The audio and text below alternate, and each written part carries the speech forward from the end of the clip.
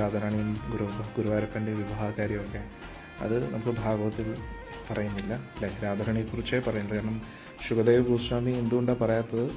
കാരണം ശുകദേവ് ഗോസ്വാമി എന്ന് പറയുന്നത്, ശുഖബ്രഹ്മ ഋഷി എന്ന് പറയുന്നത് ശ്രീമതി രാധാറാണിയുടെ തത്തയാണ്. അത്രത്തോളം വിരഹത്തിലിരിക്കുക രാധാറാണിയുടെ സേവനത്തിൽ നിന്നും ശുകദേവ് ഗോസ്വാമി. അതുകൊണ്ട് രാധാറാണിയുടെ പേര് വായിൽ നിന്ന് വന്നു കഴിഞ്ഞാൽ പിന്നെ ശുഭത്തിന് പിന്നെ ഒന്നും പറയാൻ കഴിയില്ല, സ്തംഭിച്ചു പോകും. പിന്നെ പരീക്ഷത്തിന് ഇനി 7 ദിവസമേ ഉള്ളൂ. 5 ദിവസം കഴിഞ്ഞു, ഇനി 2 ദിവസമേ ഉള്ളൂ. 6ാമത്തെ ദിവസമാണ് ദശമസ്കന്ധം ആരംഭിക്കുന്നത്. അന്നേരം അത് ഭഗവാന്റെ ലീലകളൊക്കെ പറഞ്ഞു തീർക്കേണ്ട എന്ന് പറഞ്ഞ് മനഃപൂർവ്വം രാധാറാണിയുടെ നാമം പറയാത്തതാണ്. പിന്നെ അതുകൂടാതെ രാധാറാണിയെക്കുറിച്ച് കേൾക്കാനുള്ള യോഗ്യത എല്ലാവർക്കും ഇല്ല. ഭഗവാന്റെ രഹസ്യ ശക്തിയാണ് ശ്രീമതി രാധാറാണി അല്ലേ. ഉദാഹരണത്തിന് കൊട്ടാരങ്ങളിലൊക്കെ മഹാറാണിമാർ, രാജ്ഞിമാർ, അവരുടെ മുഖം എങ്ങനെയാണെന്ന് പോലും സാധാരണ ജനങ്ങൾക്ക് കാണാൻ കഴിയില്ല.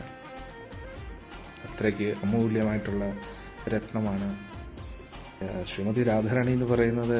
അഖിലകോടി ബ്രഹ്മാണ്ഡ നായകൻ്റെ പത്നിയാണ്.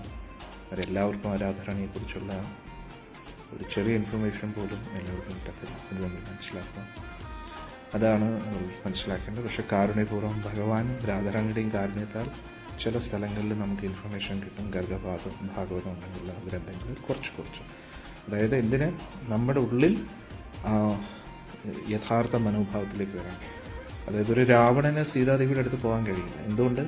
യഥാർത്ഥ സീതാദേവി, കാരണം രാവണന്റെ മനോഭാവം ശരിയല്ല. പക്ഷെ ഹനുമാൻ സ്വാമിക്ക് ശ്രീരാമസ്വാമിയെ സീതാദേവിയുടെ അടുത്തും പോകാൻ കഴിയും. കാരണം എന്തുകൊണ്ടാണ്?